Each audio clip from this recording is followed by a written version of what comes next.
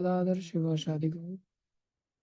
हरे कृष्णा कृष्णा कृष्णा हरे हरे, हरे राम राम राम हरे हरे, हरे कृष्णा कृष्णा कृष्णा हरे हरे, हरे राम राम राम हरे हरे, हरे कृष्णा कृष्णा कृष्णा हरे हरे, हरे राम राम राम हरे हरे। गुरुवे गौरचंद्राय राधिकाय तदालय कृष्णाय कृष्ण भक्ताय तद्भक्ताय नमो नमः।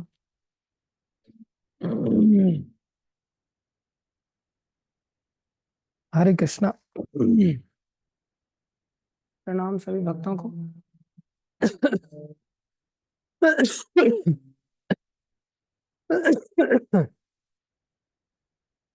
सबका हार्दिक अभिनंदन है, स्वागत है।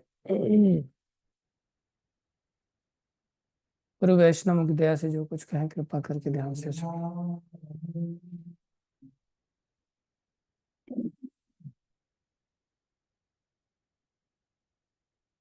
हम लोग चैतन्य शिक्षाष्टकम के अंतर्गत चर्चा कर रहे हैं। पहला श्लोक हो चुका है। चेतो दर्पण मार्जनम भव महादावाग्नि निर्वापनम श्रेय कैरव चंद्रिका वितरणम विद्यावधु जीवनम आनंदामं बुद्धिवर्धनम प्रतिपदम पूर्णामृतास्वादनम सर्वात्मस्नपनम परम विजयते श्री कृष्ण संकीर्तनम। श्री कृष्ण संकीर्तन जो कि हमें 7 फलों को देने वाला है। ये संसार में कोई फल नहीं है, ये संसार में तो एक ही फल है, उसी कहते दुख। गीता में भगवान ने घोषणा किया है, मामुपेति पुनर्जन्म दुखालयम अशाश्वतम। दुखालय में केवल दुख ही मिलता है और कुछ नहीं मिलता। लेकिन हम मूर्खतावश संसार में दुख के पीछे पागलों की तरह ऐसे भागते जैसे पतंगा आग के पीछे भागता है। पतंगे के लिए अग्नि वास्तव में दुख रूपा है, लेकिन उसको समझ नहीं आता। जो 7 फल हैं वो तो संसार से निकालने वाले हैं। संसार के अंतर्गत ये फल कहाँ प्राप्त हो सकते हैं? ये तो संसार से निकल करके जब जीव को प्राप्त होते हैं। ये महामंत्र देता है। संसारी जो फल हैं वो कर्म देते हैं, और ये जो 7 फल हैं ये हरे कृष्ण महामंत्र के द्वारा या श्री कृष्ण संकीर्तन के द्वारा या नाम रूप गुण लीला धाम जन्म के द्वारा हमें प्राप्त होते हैं। संसार में जो जैसा करेगा वैसा भरेगा। दूसरे शब्दों में कोई कैसा करेगा, बोले कोई भी व्यक्ति इच्छाओं के लिए काम करेगा। पराया संसारी व्यक्ति इच्छाओं के लिए काम करने का परिणाम क्या होगा? बोले अपने शरीर के स्तर की इच्छाएं, जो कि हम शरीर है ही नहीं, अगर हम ऐसा काम करते हैं तो परिणाम में हम सुखी कैसे हो सकते हैं? हमें तो दुख ही मिलेगा ना। आत्मा के स्तर पर अगर हम कार्य कर रहे होते इच्छा के अनुसार, जो कि हम आत्मा हैं, तो हमें सुख मिलता। बहुत गंभीर बात है। लेकिन हम शरीर के स्तर पर कार्य करते जो हम है ही नहीं, हमारा हर कार्य अंततः तो हमें दुख ही देगा। लेकिन संसार में हम इतने खो जाते हैं कि शरीर के स्तर पर इच्छाएं पूरी न होने पर हम उसे दुख मानते हैं, और इच्छाएं पूरी होने पर सुख मानते हैं। जबकि इच्छा पूरी न होना भी दुखदायक है, और इच्छा पूरी हो जाना भी सुखदायक दुखदायक है। अब जैसे मान लो किसी व्यक्ति को हाँ कोई विशेष वस्तु की प्राप्ति करनी है। मान लो किसी व्यक्ति को पैसा चाहिए, तो पैसे के रूप में उस व्यक्ति के पास इच्छा है कि वो 500 का नोट भी ले सकता है। लेकिन वो 500 का नोट न लेकर के नकली नोट ले रहा है 500 का। नकली नोट से इच्छा पूर्ति तो उसकी हो गई ऐसा लग रहा है। एक है जिसको पैसा मिला ही नहीं, तो वो दुखी है या सुखी है? पैसा न मिलने पर वो तो दुखी है ही। लेकिन जिसको पैसा मिल गया, बाद में पता चला अरे यार ये पैसा तो नकली है, इससे तो इच्छाओं की पूर्ति होगी नहीं, खाली पैसा आ गया हाथ में, लेकिन वास्तव में मूलभूत इच्छाओं की पूर्ति करने की सामर्थ्य इस 500 रुपए के नकली नोट में है ही नहीं। तो उसको नहीं मिलने वाले से भी ज्यादा दुख होगा। मिल तो गया, उसको जानकारी है नहीं कि नकली है, तो उसको असली समझ करके ले रहा है। ऐसे ही संसार में जिस व्यक्ति की इच्छा पूर्ति नहीं हो रही है वो तो दुखी है ही।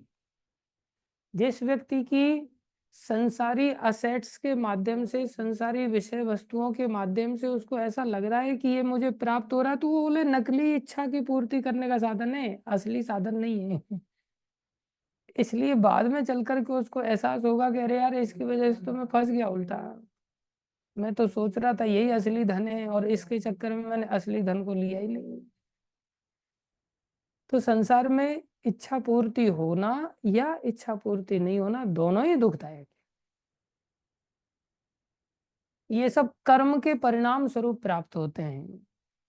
कर्म करेंगे तो, कर्म नहीं करेंगे तो नकली इच्छा, ये कर्म नहीं करेंगे तो कोई इच्छा की पूर्ति नहीं होगी, कर्म करेंगे तो इच्छा की पूर्ति होगी, लेकिन नकली नोट वाली। इसलिए सबसे पहला हमारा लक्ष्य होना चाहिए कि हमारा कर्म अधिकार समाप्त हो जाए। कर्म अधिकार समाप्त होना मतलब हम संसार में कोई कार्य करेंगे, उसके बदले में हमें संसारी फल मिलना, वो नकली फल प्राप्त होगा। हमारा ये कर्म अधिकार समाप्त होना चाहिए, जो कि कर्म फल को देगा। कर्म फल मतलब दुखों को देगा, सुख तो है ही नहीं। सुख कब मिलेगा? जब हम इस कर्म अधिकार से ऊपर भक्ति के अधिकार में प्रवेश कर जाएंगे। तो जो भक्त बन जाता है उसका भक्ति का अधिकार में प्रवेश हो जाता है। तो श्री कृष्ण संकीर्तन का आश्रय लेते ही वो व्यक्ति भक्ति मार्ग के अंतर्गत मान लिया जाता है।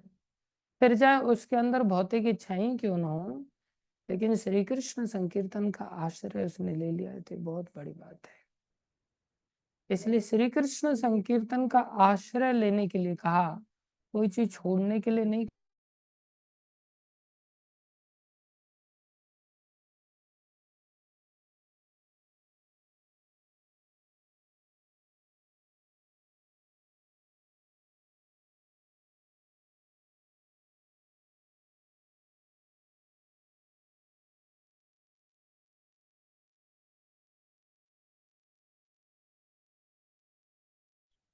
दूसरा बोले, नाम नामकारी बहुधा निज सर्व शक्ति तत्र अर्पिता नियमित स्मरणे न कालः। एक तो कोई नियम कानून नहीं रखा, ऊपर से सारी शक्तियां अर्पित कर दी, फिर भी बोले हमारा अनुराग नहीं। अनुराग क्यों नहीं है? बोले दुर्दैव में दृश्य में हाजनी ना अनुराग, क्योंकि हमारा दुर्दैव है। दुर्दैव क्या है? अपराध रूपी दुर्दैव है, और कोई दुर्दैव नहीं। हम कई सारे अपराधों की ऑलरेडी चर्चा कर चुके हैं, और सबसे खतरनाक नाम अपराध था सातवां नाम अपराध, जिसमें हमने देखा कि व्यक्ति जब पाप बुद्धि का त्याग नहीं करता, ये सोचता रहता है कि नाम जप लेंगे पाप कर लेते, कोई दिक्कत नहीं, ऐसा सोच करके पाप करने वाले व्यक्ति का कभी सॉल्यूशन नहीं हो सकता। आठवां नाम अपराध हमने देखा था कि आठवें नाम अपराध के अंतर्गत ये ध्यान रखना चाहिए कि जो भक्ति मार्ग है और जो संसार का कर्म मार्ग है, या श्री कृष्ण संकीर्तन मार्ग है, या संसार के यज्ञ आदि, होम आदि, अनुष्ठान आदि, या संसार के कोई भी काम। बहुत सारे लोग आपको मिलेंगे भक्ति मार्ग में और आपको माला देखते हुए करेंगे, हाँ आप कुछ करते नहीं क्या? लोग प्रश्न करेंगे, आप कुछ करते नहीं क्या? उसको दिखाई नहीं दे रहा जैसे हम कुछ कर नहीं रहे हैं, जैसे खाली सो रहे हो। अरे माला जप तो रहे भाई, और क्या करना है इसके अलावा? उनको लगता है ये तो कोई काम है ही नहीं। उनकी नजर में तो वो दूसरे संसारी काम ही विशेष रूप से काम है। हाँ ठीक है, ये तो आप कर ही रहे हैं, लेकिन इसके अलावा और कुछ करते नहीं आप, क्या मतलब? बोले कंपनी में काम नहीं करते, नौकरी नहीं करते, चाकरी नहीं करते, और बिजनेस नहीं करते, या समाज के लिए कुछ नहीं करते। अगर आपने छोड़ ही दिया है, साधु ही बन गए, तो ये माला लेकर के क्या बैठे हुए? आप समाज में भूखे नंगे लोगों को कुछ दान धर्म नहीं करते क्या? आप लोगों को खिचड़ी प्रसाद नहीं बांटते क्या? आप लोगों के लिए हॉस्पिटल नहीं खोलते क्या? उन लोगों की नजर में ये सब कामों को काम माना जाता है, जबकि ये सब काम काम है ही नहीं। ये तो उसी तरह है। भक्ति सिद्धांत महाराज एक बड़ी सुंदर सी छोटी सी घटना बताते हैं कि एक बार दो चार बगुला थे। बगुला बड़े श्वेत रंग के होते हैं, आप लोगों ने देखा हो। बगुला समझते हैं? ऐसे करके तो बगुले की गर्दन टेढ़ी होती है। तो बगुला लोग क्या करते हैं? बोले मछली खाते हैं। कहाँ रहते हैं? गंदगी में रहते हैं, नाले वाले में बैठ जाते हैं, तालाब में बैठ जाते हैं, कीचड़ में बैठ जाते हैं, और वहां से मछलियां खाते रहते हैं। और पैर बड़े संभाल संभाल करके रखते हैं, ऊपर से नीचे तक सफेद रहते हैं मेरी तरह बिल्कुल। सफेदी में दाग नहीं लगने देते आसानी से, लेकिन रहते बिल्कुल गंदगी के प्रति कंसंट्रेटेड है। अर्थात मछली खाने में, गोगल गाय खाने में पीछे नहीं रहते। तो एक बार अचानक से उनकी सफेदी को देख करके हंस आ गए, उत्तम प्रभु जैसे हंस लोग, जैसे मेरे पास अगर कोई हंस आ जाए, तो मान सरोवर से हंस आ गए, तो हंसों के एकदम से सुंदर लाल चोंच उनकी, वैसे ऊपर से नीचे तक हंस बिल्कुल सफेद रहता है। उनके पैर भी लाल लाल होते हैं, उनकी चोंच भी बड़ी सुंदर, लाल रंग की होती है। तो उनको देख करके, बगुलाओं को देख करके हंस आ गए, हंसों को बगुला देख रहे हैं, बगुलाओं को हंस देख रहे हैं, तो दोनों में आपस में वार्ता चालू हो गई। अरे भैया, तुम लोग कौन हो? वो कह रहे हैं, भाई तुम लोग कौन हो? बोले हम लोग बगुलाए हैं। बोले अच्छा। बोले तुम लोग? बोले हम हंस हैं। अच्छा, तुम लोग हंस हो, हमारी तरह ही सफेद हो ऊपर से नीचे तक। बोले हाँ। कहाँ रहते हो तुम लोग? बोले हम लोग मानसरोवर रहते हैं। कहाँ पड़ता है? बोले हिमालय में पड़ता है। अच्छा, वहाँ की विशेषता बताओ भाई, वहाँ की विशेषता क्या? बोले वहाँ बड़े सुंदर सरोवर है, हम तो तुम्हें देख करके यहाँ पर रुक गए, हम तो वहीं जा रहे थे उड़ते उड़ते, तो तुम्हें देखा कि यहाँ कहाँ तुम कीचड़ में पड़े हुए हो, चलो ना हमारे साथ, वहाँ मानसरोवर का आनंद लो। मानसरोवर में क्या आनंद है?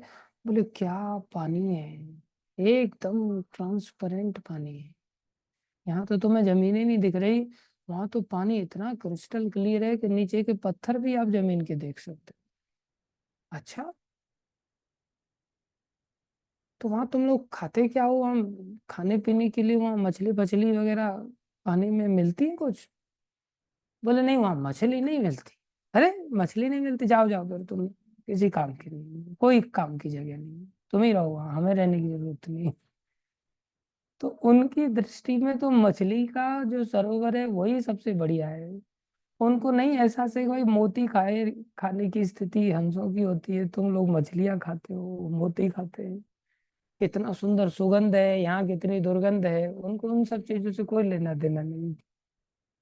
एक बार हम जलगांव में थे, तो वहाँ, हाँ, बहुत भीड़ लगी थी, हमको लगा कि यार एक बड़ा ठेला जैसा लगा था, ऊपर से नीचे तक ऐसे बहुत सुंदर पीले पीले रंग का, ऐसे कोई व्यक्ति कुछ बेच रहा था, तो हम सोचे कि भाई ये बड़ी मीठी चीज होगी, इतनी भीड़ लगी है, लोग यहाँ पर दौड़ दौड़ करके जा रहे हैं। मेरे दोस्त को मैंने बोला कि यार यहाँ देखो बहुत भीड़ लगी है, हम भी ये खरीद लेते हैं, मीठा आइटम होगा, क्योंकि हमारे यहाँ ब्रज में प्राय मिठाई वगैरह की दुकानों पर भीड़ लगी रहती है। वहां जैसे ही नजदीक जाने लगी, मैं बोला यार बदबू किस चीज की आ रही? बोली इसी चीज की आ रही है जो उसने ठेले पे लगा रखी। बोला क्या ठेले पर है ये? मीठा नहीं है। बोले ये सूखी हुई मछली है प्रभु जी, उसको कुछ कहते हैं वो लोग, पता नहीं क्या कहते हैं, कुछ यूनिक नाम है वहां पर, बोमिल बोमिल कहते हैं, बोमिल ही कहते हैं शायद, पता नहीं, जहां तक मेरे को याद आ रहा है। मेरे को उल्टी जैसी आने लगी, मैं बोला यार ये सब बेचारे बगुला लोग, इनको यही अच्छा लग रहा है। तो संसार की यही दशा है, संसारी लोग आपको भजन करते हुए, मोती ग्रहण करते हुए, आनंद से रहते हुए आश्रम में देखना पसंद नहीं करेंगे। वो कहेंगे नहीं नहीं, तुम एक काम करो, संसार में घर बसाओ, नौकरी करो, बच्चे पैदा करो, लोगों का कुछ काम धंधा करो। क्यों प्रचार आदि करना ये सब काम धंधा नहीं है? ये सब भी काम धंधा है, सब कुछ है, लेकिन लोग इसे तपस्या को तपस्या मानते ही नहीं। इसलिए आठवां नाम अपराध, बोले वेद शास्त्र में बताए गए अन्य कर्म कांड की जो विधियां हैं, अन्य कर्म कांड की विधियां मतलब संसारी जो कर्म है, उन संसारी किसी भी कर्म के बराबर भगवान के श्री कृष्ण संकीर्तन को समझना, ये बराबर नहीं समझना चाहिए। ये सब सदा बढ़ करके है। अरे वो तो कर्म फल देगा, वो तो भौतिक फल देगा, वो तो आवागमन के चक्कर में डालेगा। कोई भी कर्म कांड की क्रिया संसार की भाव संसार से थोड़ी मुक्त करेगी। जमीन आसमान का अंतर है इन दोनों में। दूसरी ओर जो भगवान का श्री कृष्ण संकीर्तन, ये तो भगवान से मिलाएगा, ये तो आवागमन के चक्र को खत्म करेगा, ये तो भगवान के धाम में भगवान के साथ लीलाओं का नित्य सुख प्रदान करेगा। भगवान के साथ आप खेल सकते, कूद सकते हैं। तो कितना बड़ा अंतर है श्री कृष्ण संकीर्तन की क्रिया में और संसारी कर्मकांड की क्रिया में। इसलिए संसार के किसी भी कार्य को कभी भी भगवत भक्ति से बढ़कर नहीं मानना चाहिए। ये बात हमें चित्त में हमेशा के लिए बिठा लेना चाहिए। दूसरा जो 9वां नाम अपराध है, अश्रद्धालु व्यक्ति को उपदेश करना। इसको लेकर के बहुत सारे लोग बड़े कंफ्यूज रहते हैं हम लोग, और प्राय ऐसा सोच करके बोला प्रभु जी अपराध लग जाएगा, मैं किसी को नाम नहीं बताऊंगा, मैं किसी को प्रचार नहीं करूंगा, ये तो बहुत खतरनाक मामला हो जाएगा, ऐसे अपराध नहीं लगता। लगने का अर्थ है, ये प्राय गुरुओं को अपराध लगता है, ये वाला नाम अपराध। अभी हम लोग तो गुरु बने नहीं है, गुरुओं को कैसे नाम अपराध लग जाता है? बोले गुरु लोग ही इस हरि नाम की दीक्षा देते हैं। हरि नाम की जब दीक्षा देते हैं और सामने वाले व्यक्ति के अंतर्गत पर्याप्त मात्रा में अगर श्रद्धा का उदय नहीं हुआ है, तो गुरु को अपराध लग जाता है। इसलिए शिष्यों के अंतर्गत जो दीक्षा लेना चाह रहे हैं या गुरु जिनको दीक्षा देना चाह रहे हैं, उनके अंदर पर्याप्त निष्ठा होनी चाहिए। ये परीक्षण कर लेना चाहिए अच्छी तरह से। ऐसा नहीं कि दीक्षा दे दिया और 6 महीने बाद हरि नाम उस व्यक्ति ने छोड़ दिया। तो हरि नाम छोड़ देना ये बहुत बड़ा अपराध है। कहाँ मीराबाई का विश्वास है, कितना बड़ा विश्वास है, वो छोड़ेंगे क्या? पायो जी में तो नाम रतन धन पायो, कितना बड़ा उनका विश्वास है। उसमें तो नाम में रत्न की बुद्धि है उनकी। बताओ, सारे रत्न उन्होंने छोड़ दिए सो कॉल्ड संसारी, और नाम को उन्होंने रत्न मान लिया। तो हम लोग हरि नाम को प्राय संसार में देखते हैं कि बहुत सारे लोग दीक्षा लेते हैं, लेकिन दीक्षा लेने के बाद लोग छोड़ देते हैं, केवल माला लटका के घूमते हैं। प्राय ऐसा हो जाता है। इसलिए अगर हम 16 माला जो वचन दिए हैं अपने गुरुजी को जप करने के लिए, अगर उसे नहीं जपते, तो ये गुरुजी को भी अपराध लगता है इस चीज का कि इन्होंने ऐसे शिष्य को क्यों स्वीकार किया जो कि भगवान के नाम को गंभीरता से स्वीकार नहीं कर रहा है। ये बहुत ध्यान देने वाली बात है। दूसरा, ये नाम अपराध लगता है उन लोगों को जो दीक्षा के लिए रिकमेंड करते हैं। हाँ हाँ दे दो गुरुजी दे दो, बहुत बढ़िया भक्त है, ऐसा है वैसा है, और 4 दिन बाद जब छोड़ छाड़ करके भाग गया। हम कई बार पैसे वाले व्यक्ति को देखते हैं, देख करके उसको रिकमेंडेशन दे देते हैं। या किसी व्यक्ति को देखते हैं रात दिन सेवा में लगा रहता है, लेकिन हरि नाम नहीं जपता, तो भी उसको दीक्षा दिला देते हैं, सेवा कर रहा है ना, बस हरि नाम जपने की जरूरत नहीं है। ऐसा नहीं है, मिनिमम कोटा हरि नाम का उसका जपना होना ही चाहिए। इसलिए किसी भी व्यक्ति को रिकमेंड एकदम से इस तरह से नहीं देना चाहिए, उसको अनुभव करना चाहिए, उसको एक्सपीरियंस करना चाहिए कि ये वास्तव में क्या इतना गंभीर भक्त बन पाया है कि नहीं बन पाया। बहुत ध्यान देने वाली बात है। इसलिए पर्याप्त मात्रा में उसको देखने के पश्चात, ऐसा भी नहीं करना चाहिए कि दूसरे गुरु से दीक्षा लेना चाह रहा है, हमारे गुरु से लेना नहीं चाह रहा है, इसलिए दूसरे गुरु से लेना चाह रहा है तो रिकमेंडेशन अब देंगे ही नहीं आसानी से। वो बोले क्या कर रहे हैं, ज्यादा ही परीक्षण कर रहे हैं। बोले आपकी परीक्षा हो रही है, सालों सालों तक परीक्षा ही करते रहेंगे उसका। ऐसा भी नहीं, वो द्वेषात्मक वृत्ति से हम ऐसा कर रहे हैं, हित की दृष्टि से कि वास्तव में इसके अंदर स्थिरता आई है कि नहीं आई है, विश्वास टिका है कि नहीं टिका है। ऐसा तो नहीं कि आज हरे कृष्ण महामंत्र जप रहा है, 4 दिन बाद ओम नमः शिवाय जपेगा, 5 दिन बाद फिर शिरडी वाले साईं बाबा को जपेगा, उसके बाद फिर हेमा हेमा करके माता दुर्गा को जपने जप लग जाएगा। तो स्थिरता देखनी चाहिए कि हरिनाम को ही जप रहा है कि नहीं जप रहा है। कहीं इधर तो नहीं कि गंगा गई गंगादास, यमुना गई यमुनादास, बिन पैंधे के लोटे जैसी वृत्ति तो नहीं कहीं इस व्यक्ति को। पर्याप्त देखने के पश्चात ही उसको हरि नाम की दीक्षा दिलानी चाहिए। बाकी किसी व्यक्ति को हम हरि नाम का संकीर्तन में भाग दिला सकते हैं, संकीर्तन उसको सुना सकते हैं, प्रचार आदि ऑडियंस के स्तर को ध्यान में रखते हुए कर सकते हैं। इसका अर्थ ये नहीं कि सीधा हरि नाम पे ही बोलना चालू कर दो। आप अपने आत्मा के स्तर पर उसको आत्मा का ज्ञान दो, क्या दिक्कत है उसमें। प्रभुपा जी एक बार नास्तिकों को प्रवचन दे रहे थे, तो प्रभुपा जी नास्तिकों को प्रवचन दे रहे थे, तो वहां तो भगवान की सत्ता के बारे में बताना पड़ रहा था।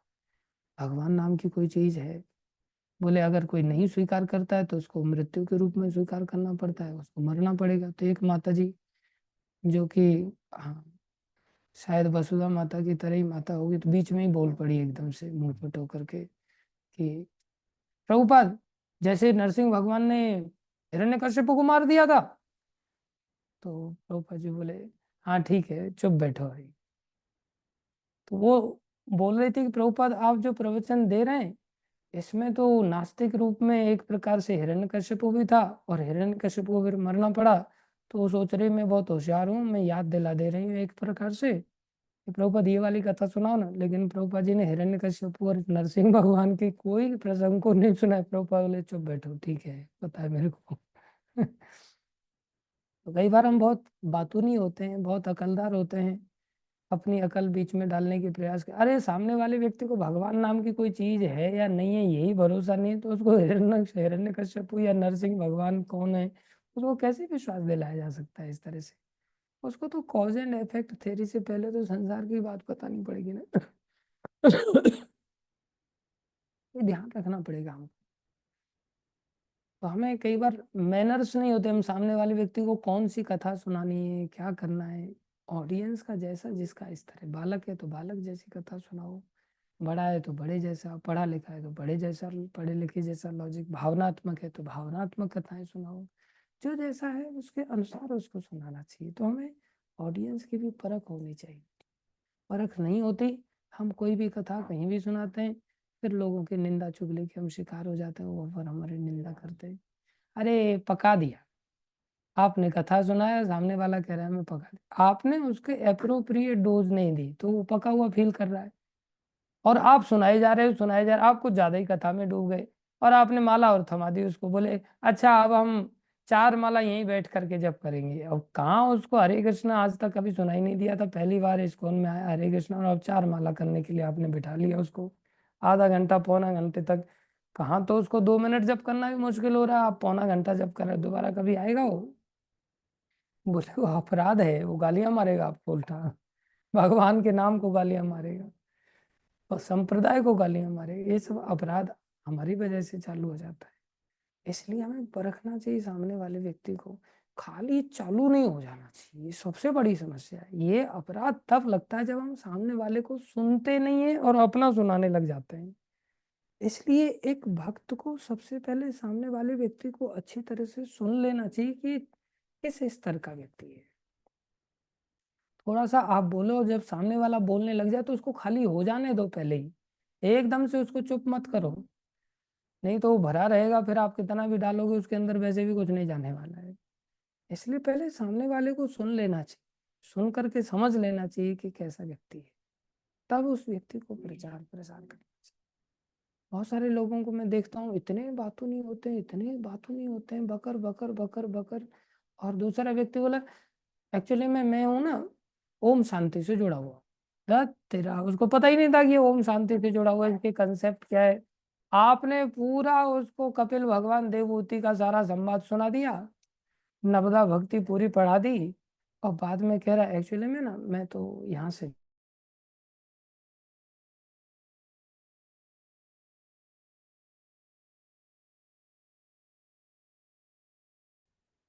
Recording in progress.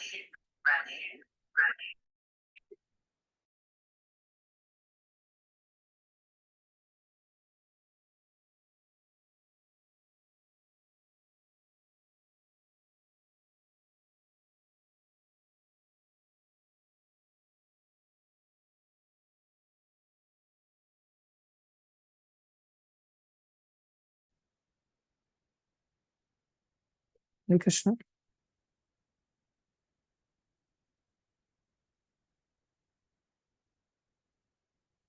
आवाज आ रही है सभी भक्तों को?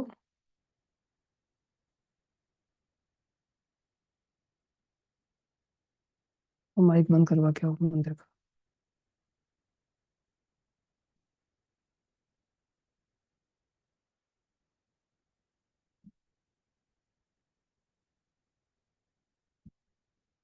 हरे कृष्णा हरे कृष्णा कृष्णा कृष्णा हरे हरे, हरे राम राम राम हरे हरे। थोड़ा इंटरनेट का इशू था, क्षमा चाहते हैं। तो जो नौवां अपराध है, ये प्राय हम लोगों को नहीं जानते और न जान करके अपना ही बोलने में बहुत निपुण रहते हैं। इसलिए बोलना चाहिए, लेकिन बोलने का भी तरीका आना चाहिए कि हम किस प्रकार से उपदेश देने का, जैसे यहाँ बताया कि उन अश्रद्धालु व्यक्ति को हरि भक्ति का उपदेश देना, तो उपदेश देने को लेकर के ये अपराध पैदा होता है। इसलिए उपदेशक को ये समझ होना चाहिए कि हमें किस प्रकार से लोगों को उपदेश देना है। थोड़ा बोलो, कोई ऐसा नहीं कि भाई हमें पूरा घंटा पूरा करना है या 3 घंटे कैसे भी दिखाना ही दिखाना है कि मेरे पास 3 घंटे का मटेरियल है और मैं बिना किताब देखे 3 घंटे बोल सकता हूँ, ऐसा वैसा। ऐसा नहीं, थोड़ा बोलो, सॉलिड बोलो, धीरे धीरे बोलो, तोल तोल के बोलो। एक ही बात को 10 बार 2 बार बोलने की भी आवश्यकता नहीं पड़नी चाहिए। ये भी हमें समझ होना चाहिए, नहीं तो वो भी दूसरे के अंदर अपराध पैदा करने की एक वृत्ति पैदा करता है। इसलिए बातों को बोलें। हाँ, नहीं बात बैठ रही है किसी के दिमाग में तो दूसरी टोन में बोलें, लेकिन एज इट इज एक ही बात। तात्पर्य यह है कि भक्ति करनी चाहिए, तात्पर्य यह है कि भक्ति करनी चाहिए, तात्पर्य यह है कि भक्ति करनी चाहिए। मेरा कहने का मतलब यह है कि भक्ति करनी चाहिए, मेरी बातों का अर्थ है कि भक्ति करनी चाहिए। कमाल है, अर्थ भी भक्ति है, तात्पर्य भी भक्ति है, मतलब भी भक्ति है। इनमें कोई अंतर थोड़ी है। सिर्फ एक एक शब्द को आप अलग अलग एंगल से दोहरा रहे हो तो उसका कोई मीनिंग नहीं, पकाता है लोगों को। इसलिए जो भक्त होते हैं वो पे इतना बजाते नहीं हैं, वो बहुत समझदारी से बोलना सीखते हैं। इसलिए नौवें अपराध से भी हमें बचने की चेष्टा करनी होगी। 10वां नाम अपराध बोले, इतना सब कुछ श्रवण करने के पश्चात भी संसार से विषय आसक्ति मुंह बनाए रखना।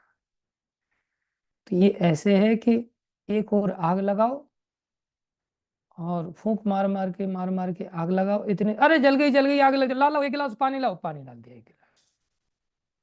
फिर इतनी देर में लाओ ला लो, अरे आग बुझ गई बुझ गई बुझ गई, फूंक मारो, फूंक मार कर फिर आग जला रहे।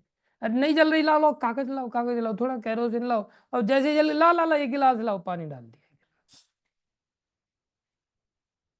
एक और एक हाथ से आग जला रहे हो और दूसरी ओर से उसको बुझा रहे हो। बोले आसक्ति संसार की अगर छोड़ नहीं रहे हो, भोग और ऐश्वर्य के पीछे अंधे होकर के अगर पागल हो, तो बोले भोग ऐश्वर्य पर सकता नाम या अपरत चेतसाम व्यवसायत्मिका बुद्धि समाधो न विधीयते। और ये हर व्यक्ति करता है। जब तक गुरुजी उसका खोपड़ी पकड़ करके, बाल पकड़ करके, चोटी पकड़ करके निकालते नहीं है ना, तब तक हर व्यक्ति इसी में डूबा रहता है।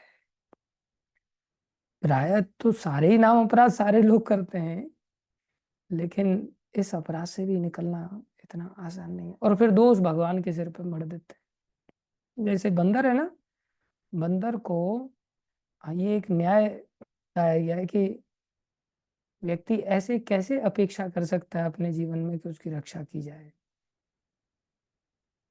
अभी जैसे कबूतर है ना, ये तोता, तो तोते को पकड़ने के लिए एक नलिनी यंत्र बनाया जाता है। नलिनी यंत्र कहते हैं, अंदर उसमें लकड़ी हो और ऊपर से एक ऐसा पाइप हो जो उस लकड़ी पर घूम जाए। तो तोता क्या करता है, उस पर बैठता है और बैठते ही वो घूम जाता है ऐसे। तो जैसे ही घूम जाता है तो लटक जाता है ऐसे पैरों से। अब शिकारी क्या करता है, आता है और आकर के आराम से उसको पकड़ लेता है। वो उसको छोड़ता नहीं है। वो ऐसा सोचता है कि अगर मैंने छोड़ दूंगा तो नीचे गिर के मर जाऊंगा मैं। जो कि अगर उसको छोड़ दे तो नीचे गिर के मरने वाला थोड़ी है, उड़ जाएगा वो। सीधा उड़ने में आसानी थी उसकी, अब उल्टा लटक गया है, तो उल्टे लटकने के कारण वो उड़ तो नहीं पा रहा है। लेकिन अगर वो छोड़ देगा तो उड़ेगा कि नहीं उड़ेगा? मरने से बच जाएगा। लेकिन उसको ऐसा लगता है अब मैं कैसे करूं, क्या करूं, अब तो मैं बहुत नीचे खाई में गिर जाऊंगा, अब तो मैं मर जाऊंगा। अब कोई व्यक्ति उसको पकड़ने आता है तो उसको लगता है हाँ ये मेरी रक्षा कर रहा है। रक्षा नहीं कर रहा भैया, तेरे को पकड़ करके लेकर के जा रहा है, भून डालेगा। तो ये मूर्खता है। पकड़ रखा है हमने, खुद ही मरने जा रहे हैं हम अपने हाथों से। धारणा हमने दूषित बना रखी, इसको छोड़ दूंगा तो मर जाऊंगा। ऐसे ही आदमी क्या सोचता है, संसार छोड़ दूंगा तो मर जाऊंगा। व्यक्ति सोचता है कि मैं संसार में नौकरी छोड़ दूं। ओ नौकरी कैसे छोड़ सकते हैं, बिजनेस कैसे छोड़ सकते हैं? अरे पैसा छोड़ने की बात करते हैं, हे भगवान ये तो कैसे, पैसे के बिना तो भूखे मरेंगे, नंगे घूमना पड़ेगा, कपड़े नहीं होंगे, सर्दी के भी कपड़े नहीं होंगे, गाड़ी घोड़ा कुछ नहीं होगा, कैसे जिएंगे? ये तो सीधा पैसा छोड़ने की बात करते हैं, ये तो मरने की बात करते हैं। अरे उसी से मरोगे। ये कितना खतरनाक है। आसक्ति छोड़ने की, पैसा पापी साधु को छुअत लगावत पाप, दूर करे गुरु इष्ट सो उपजावे संताप। पैसा बहुत खतरनाक चीज। खाली पैसे की बात नहीं हो रही है, देह आसक्ति है, स्त्री आसक्ति है, पुत्र परिवार आदि की आसक्ति है। सब कर ममता ताग बटोरी, मम पद मन ही बांध बटोरी। ऐसे थोड़ी बोल दिया। जननी माँ को छोड़ना पड़ेगा भाई, जननी जनक बंधु सुतदारा, तन धन भवन सुहृद परिवारा, सब छोड़ना पड़ेगा। जैसे आसक्ति तो छोड़नी पड़ेगी। आसक्ति मतलब अंदर से आसक्ति को छोड़ दो, अंदर से अपना मत मानो। अगर संसार में रह रहे हो अंदर से तो भगवान को ही अपना मानो। अगर अंदर से मान रहे हो अपना, पाप दूसरा व्यक्ति कर रहा है, फल तुम्हें मिलेगा।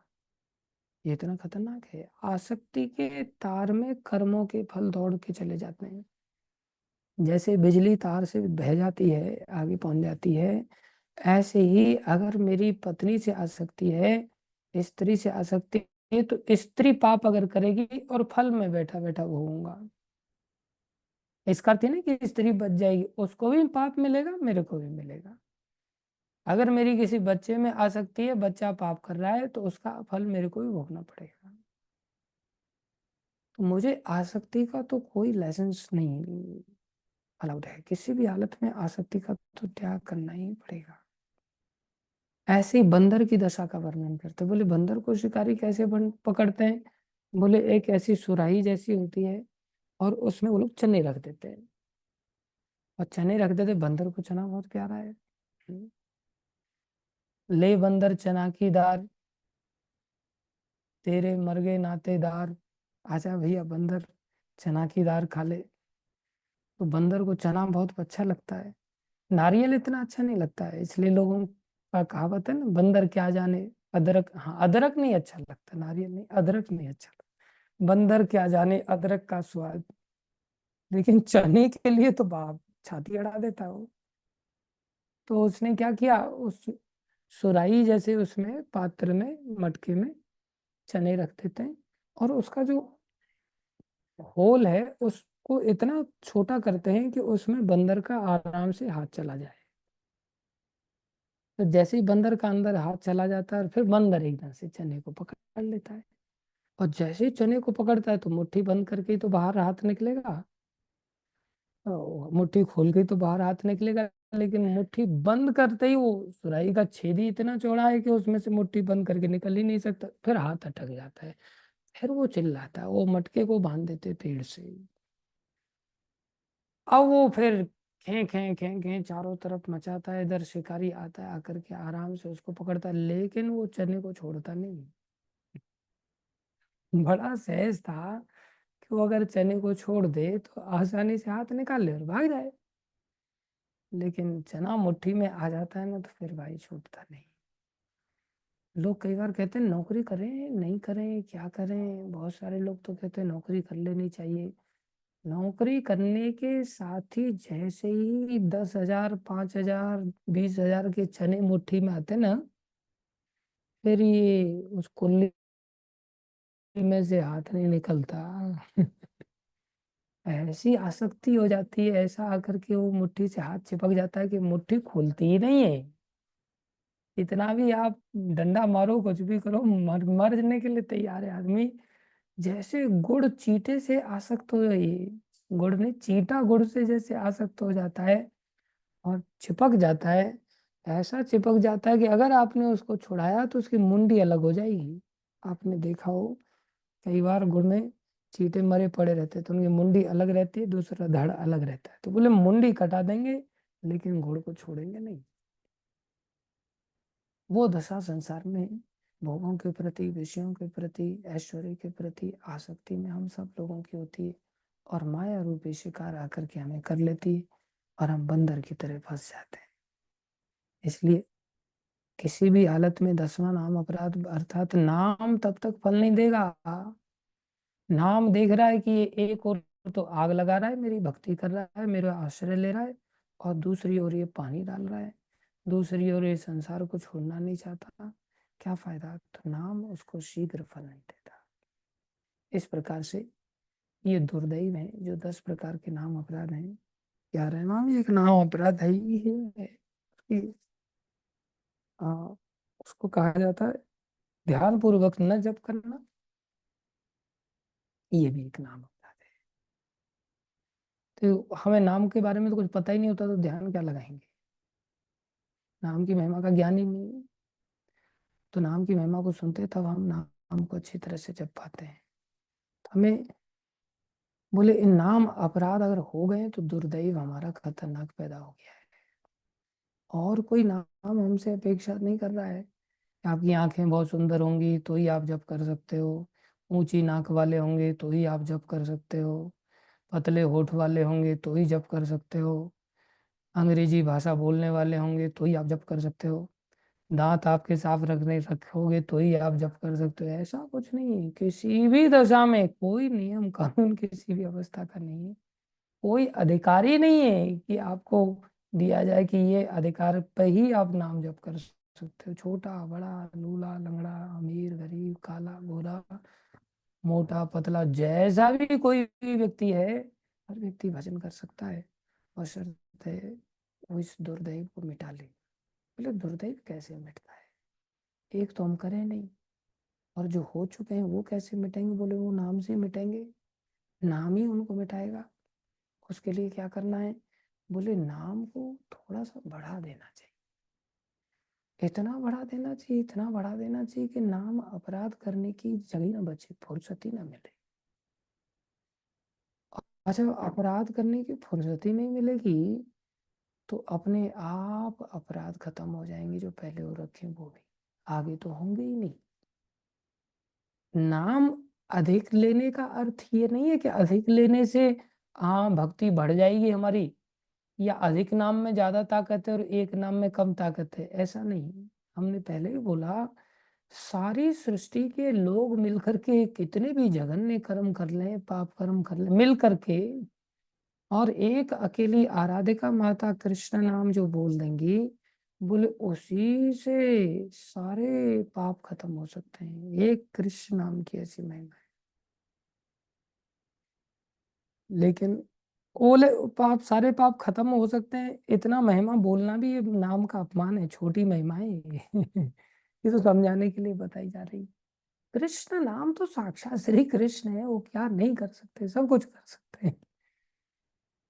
तो बोले और ज्यादा नाम लेने की फिर जरूरत क्या है। बोले ज्यादा नाम दो ही स्थिति में लिए जा सकते हैं। एक तो आप स्वयं से लेने लग जाओ क्योंकि आपको स्वाद इतना ज्यादा आ रहा है, क्योंकि स्वयं कृष्ण है, तो आपकी जीवा रूप गोस्वामी की तरह आप कहेंगे कि एक जीव क्यों दी, 10,000 जीव होनी चाहिए थी, ये एक ही का दो ही कान क्यों दिए, लाखों कान होने चाहिए थे। तो एक तो वो अवस्था है जहां आपको लेना पड़ नहीं रहा है, आप स्वयं से लेने के लिए बाध्य हो, मजबूरी हो है आपकी, आप ले लिए बिना रह नहीं सकते। साक्षात सामने कृष्ण आ जाएं, बोले हरि का नाम तो उनसे भी बढ़कर है, आप कृष्ण को भी साइड में कर दोगे, अरे आप थोड़ा साइड हो जाओ, मेरे को नाम जपने दो। ऐसा सनातन गोस्वामी करते हैं भगवान के साथ। सनातन गोस्वामी के सामने भगवान आके खड़े हो जाते हैं, आओ भाई कुछ खिला दो। तो सनातन गोस्वामी के तो खिला दो, चलो ठीक है आप कह रहे हो तो खिला देता हूँ। तो आटा मांग करके लाते हैं, उसी आटे का गोल गोल अंगा बनाते हैं, थोड़ा सा सेक करके बाटी जैसा, और भगवान को भोग लगा देते हैं। भगवान खाते हैं, फिर भगवान आकर के फिर से खड़े हो जाते, बोले अब क्या दिक्कत है, अभी तो भोग लगा दिया था। बोले खा नहीं पाया मैं ठीक से।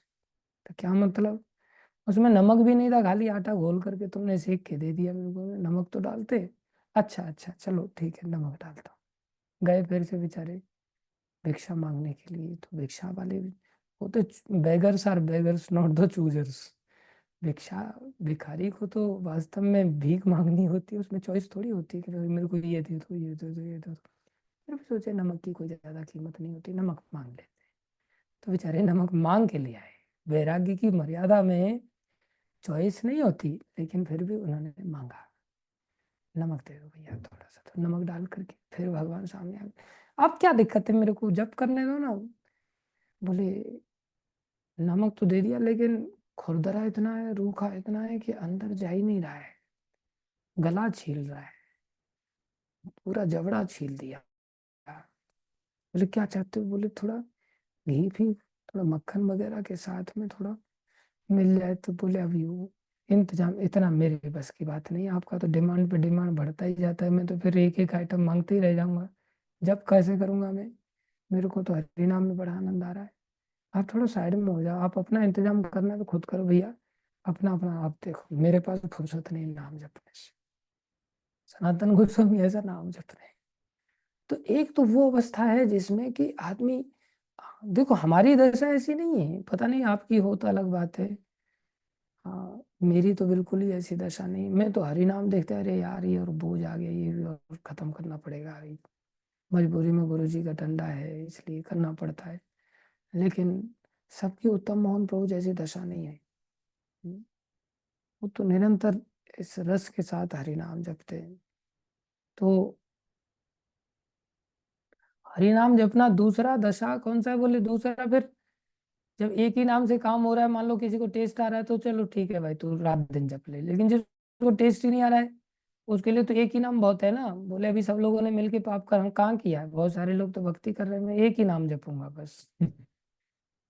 इसका अर्थ ये नहीं है हम अपराधी हैं, हमें अपराध करने की फुर्सत ना मिले उसके लिए हमें निरंतर हरि नाम लेना, उसके लिए हमें हरि नाम की संख्या बढ़ानी। और निरंतरता एकदम से नहीं आ जाएगी, निरंतरता को लाने में हमें टाइम लगेगा। और जब हम निरंतर हरि नाम में लग जाएंगे और अपराध करने का फुर्सत ही नहीं मिलेगा, कोई भक्त आ गया हरि नाम जप रहे हैं हम, भक्त को हम गाली गलौज ना कर पाए, भक्त को हम आ, अपमानित ना कर, स्वागत नहीं कर रहे तो कम से कम अपमान तो मत करो। आसानी से बैठे तो रहो। इसलिए उस निरंतरता को इसी उद्देश्य से बनाया जाता है जिससे कि हमारे जीवन में अपराधों की क्षमता खत्म हो जाए, धीरे धीरे खत्म हो जाए। फिर जो हो रखे हैं हरि नाम देखते, ओहो ये तो मेरा इतना रात दिन हाथ धो के पीछे पड़ गया भाई, अब इसको अंगीकार करना ही पड़ेगा। तो हरि नाम फिर उसको टेस्ट दे देते हैं, अपनी रुचि प्रदान कर देते हैं। साक्षात हरि नाम प्रभु है, साक्षात भगवान है, दया के समुद्र है। अपराधी व्यक्ति के ऊपर कभी दया नहीं करते, वो कहते हैं बहुनाम जन्म नाम अंते, लगे रहो, एक जन्म नहीं, बोले ताकत है तेरे अंदर बहुत ज्यादा, दिखावा करने की पाखंड करने की मेरी तरह, तो कर ले, बोले तेरे को ये जन्म पूरा दे दिया, दूसरा जन्म भी कर ले, तीसरा जन्म भी। तेरे अंदर अभी पंचजन्य जैसी सरलता नहीं आ रही है ना, निष्कपटता नहीं आ रही, एकदम से मुंह ढक लिया जैसे कपट है ही नहीं, बिल्कुल बेटा भरा पड़ा है कपट से। बोलता याद आ रही है प्रभु जी, और याद बिल्कुल नहीं आती। याद जहाँ आती है आदमी तो वहां भागता है ना। पूरा साल, पूरा सालों साल गुजार दिया संसार में, संसार में याद तो पीएचडी की आ रही है, याद तो नोटों की आ रही है, याद तो नौकरी की आती है बस। तो बहुनाम जन्म नाम अंते ज्ञानवान नहीं, क्या कह रहे हैं, बहु जन्म करे यदि श्रवण कीर्तन तबु तो न पाए कृष्ण पदे प्रेम धन। कृष्ण नाम जो प्रेम देने के लिए ही लाया गया, प्रेम देने के लिए उतारू है, तत्पर है, उसके पश्चात भी बोले कृष्ण प्रेम नहीं देगा ये हरि नाम। कब तक? जब तक कि वो ये देखता रहेगा कि अपराध ही कर रहा है बेचारा। इसलिए जो हरि नाम जपने वाले भक्त लोग हैं, पहला नाम अपराध, उन भक्तों के प्रति सावधान होना चाहिए। नाम को दूसरे नामों से बढ़कर मानना चाहिए, कम नहीं मानना चाहिए। गुरुजनों को जो नाम जपते हैं उनकी अवज्ञा नहीं करनी चाहिए। वेद शास्त्र जो नाम की महिमा का गान कर रहे हैं उनका खंडन नहीं करना चाहिए। हरि नाम को अपने आप में कोई कल्पना नहीं मानना चाहिए। अपना अर्थ हरि नाम को लेकर के लगाने की चेष्टा नहीं करनी चाहिए। नाम का आश्रय लेकर के पाप कर्म करते नहीं रहना चाहिए। नाम को अन्य कार्यों की तुलना के बराबर नहीं मानना चाहिए। ये नाम का कार्य सबसे बड़ा कार्य है। कोई व्यक्ति बस ये तो काम के न काज के दुश्मन है, अनाज के बस खाने पीने के लिए इनको फुर्सत मिलती है, माला से हाथ निकालते हैं, बाकी कुछ नहीं करते। अरे माला जप रहा है, ठीक है, उसको माला ही जपने बिठा दो, कोई बात नहीं, बहुत बढ़िया काम है, उससे बड़ा कोई और काम ही नहीं। जपाओ उसको, देखते हैं कितना जपता है वो। अगर वास्तव में काम चोरी से अगर जप रहा है तो धीरे धीरे काम चोरी उसके जीवन से खत्म हो जाएगी। नाम तो जप रहा है ना कम से कम। या फिर वो नाम को छोड़ के भाग ही जाएगा, टेंशन क्या ले रहे हो। इसलिए नाम जप का कार्य सबसे बड़ा कार्य है। श्री कृष्ण संकीर्तन का कार्य सबसे बड़ा कार्य है। अश्रद्धालु व्यक्ति को इस प्रकार से प्रचार प्रसार मत करो। मतलब श्रद्धा उसकी जिस स्तर की है उसके अनुसार उसको प्रचार प्रसार करो। ऑडियंस देख करके हमें चर्चाएं करनी चाहिए। एकदम से बड़ी बड़ी डींगे, बड़ी बड़ी चर्चा नहीं मानना चाहिए। अपन ज्ञान झाड़ने की चेष्टा नहीं करनी चाहिए, जैसे मैं झाड़ता रहता हूँ। तो सब सभ्य प्रचारक बने, जैसे हमारे पंचजन्य प्रभु हैं, वैष्णव सेवा प्रभु हैं, रोहित जोशी जी हमारे पर्वत मुनि प्रभु हैं। ये सब लोग अच्छे भक्त हैं जो कि अच्छा ऑडियंस को देखकर, जैसे आराधिका माता है, बहुत सभ्यता के साथ प्रचार प्रसार करते हैं। शोभित प्रभु में तो ऐसे ही, तो ऐसे नहीं झाड़ना चाहिए। और आसक्ति का त्याग करना पड़ेगा।